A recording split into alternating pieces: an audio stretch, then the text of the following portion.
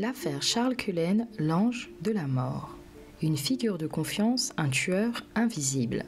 Imaginez un lieu où l'on se sent vulnérable, où l'on confie sa vie à des professionnels de santé qui sont là pour nous soigner. Ces lieux sont censés être des refuges, des espaces de guérison, mais parfois, ces lieux abritent des monstres déguisés en anges gardiens. C'est le cas de Charles Cullen, un homme qui, pendant 16 ans, a tué ses patients sans être inquiété.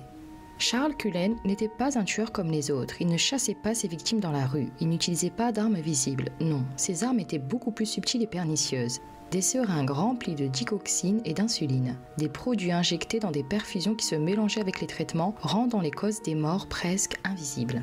Une enfance troublée, un début de carrière discret. Né en 1960, Charles Cullen a grandi dans une famille nombreuse du New Jersey. Sa vie est marquée par des pertes tragiques, notamment la mort prématurée de sa mère dans un accident de voiture. Cet événement est souvent cité dans le catalyseur de ses troubles psychologiques. Après avoir brièvement servi dans l'armée, il tente à plusieurs reprises de se suicider. Cullen se tourne vers les soins infirmiers. Son passage dans plusieurs hôpitaux lui donne rapidement accès aux médicaments et aux patients les plus vulnérables. Mais c'est à cet instant que ce côté obscur commence à émerger. Des morts suspectes, des hôpitaux silencieux. Pendant 16 ans, Charles Cullen traverse dans pas moins de 10 hôpitaux. Partout où il passe, des patients meurent mystérieusement. Ses premières victimes sont découvertes dans les années 90, mais personne ne fait de lien entre ces décès soudains et l'infirmier calme et réservé qu'il est. Chaque fois qu'un soupçon naît, Cullen démissionne, change d'établissement et continue son macabre travail ailleurs. Pourquoi personne ne l'a stoppé plus tôt? La réponse est aussi troublante que les crimes eux-mêmes. Chaque hôpital où il travaillait se contentait de le licencier discrètement ou d'accepter sa démission sans jamais mener d'enquête sérieuse. Il est plus facile de taire les scandales que de les exposer, et c'est ainsi que Cullen a pu continuer. L'enquête qui l'a fait tomber. Ce n'est qu'en 2003 que l'étau se resserre autour de Cullen. Alors qu'il travaille à l'hôpital Somerset, plusieurs collègues remarquent des décès étranges. Le pharmacien de l'hôpital découvre des anomalies dans les commandes des médicaments, notamment une hausse inexpliquée des demandes de digoxine, un produit utilisé pour traiter les troubles cardiaques mais mortel en surdose. Les autorités commencent enfin à s'intéresser à Cullen après une surveillance accrue et ils trouvent suffisamment de preuves pour l'arrêter. Lors de son interrogatoire, Cullen admet avoir tué au moins 40 personnes, mais les experts estiment que le nombre réel pourrait atteindre 400 victimes. Le procès et les révélations. En 2006, Charles Cullen est condamné à 18 peines de prison à perpétuité sans possibilité de libération conditionnelle. Pendant son procès, il déclare que ses actes étaient motivés par une envie de mettre fin aux souffrances des patients, mais beaucoup de ses victimes n'étaient pas en danger immédiat et certains patients se rétablissaient avant que Cullen ne décide d'intervenir. L'histoire de Charles Cullen expose les failles du système hospitalier américain et la vulnérabilité de ceux qui lui font confiance. Comment cet homme a-t-il pu échapper si longtemps à la justice et combien de vies innocentes ont été détruites avant qu'il ne soit arrêté.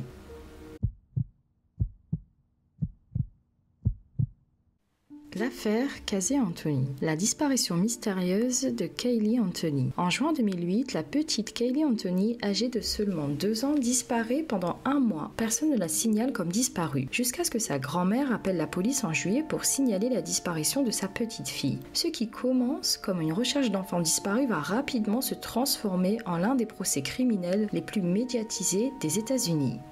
Lorsque la police interroge Casey Anthony, la mère de Kaylee, ses explications sont confuses. Elle affirme que Kaylee a été enlevée par une nounou, Zenada Gonzalez, mais cette nounou n'existe pas. Les mensonges de Casey Anthony commencent à s'effondrer.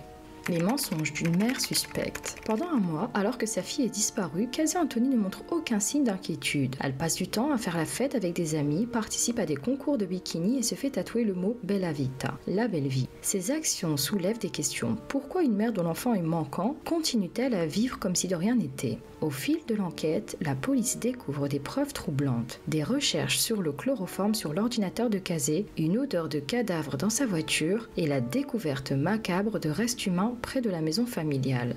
Casey Anthony devient la principale suspecte. Le corps retrouvé, le mystère s'épaissit.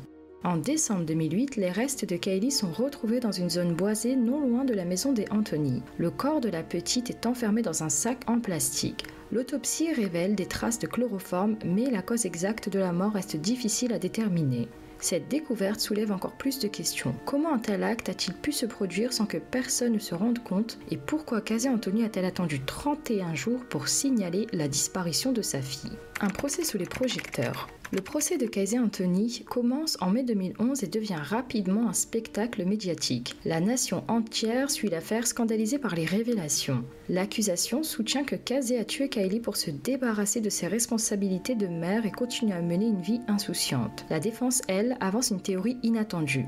Kylie serait morte par accident en se noyant dans la piscine familiale et Casey, paniqué, aurait caché le corps. Malgré des preuves accablantes, Casey Anthony est acquitté en juillet 2011, provoquant une onde de choc dans l'opinion publique. Comment une mère qui a menti à tant de reprises a-t-elle pu échapper à la justice ? Un verdict controversé. Le verdict d'acquittement de Casey Anthony est l'un des plus controversés de l'histoire américaine. Des milliers de personnes expriment leur indignation, estimant que la justice n'a pas été rendue pour Kylie. Pourtant, les jurés ont estimé que des preuves présentées n'étaient pas suffisantes pour prouver la culpabilité de Casey au-delà du doute raisonnable. Casey Anthony vit aujourd'hui sous une autre identité, mais l'affaire continue de hanter l'Amérique. Pour beaucoup, Kylie est une victime oubliée dont l'assassin n'a jamais payé pour son crime.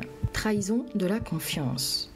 Ces deux affaires, bien que différentes, soulèvent une question commune. Comment des personnes censées être des protecteurs peuvent-elles devenir des bourreaux ? Charles Cullen, un infirmier, a utilisé un rôle de soignant pour tuer ceux qu'il était censé guérir. Casey Anthony, une mère, aurait trahi l'amour inconditionnel de son enfant pour satisfaire ses propres désirs. Ces histoires rappellent la fragilité de la confiance que nous plaçons dans ceux qui nous entourent et montrent que parfois les plus grands prédateurs sont ceux qui se cachent derrière un masque de bienveillance. Merci d'avoir suivi cette vidéo. Si vous êtes aussi captivé par ces enquêtes que nous le sommes, abonnez-vous pour plus de récits criminels et n'oubliez pas d'activer la cloche pour être prévenu dès la sortie des prochaines vidéos. Ensemble, continuons de chercher des réponses et rendons hommage à ces vies brisées.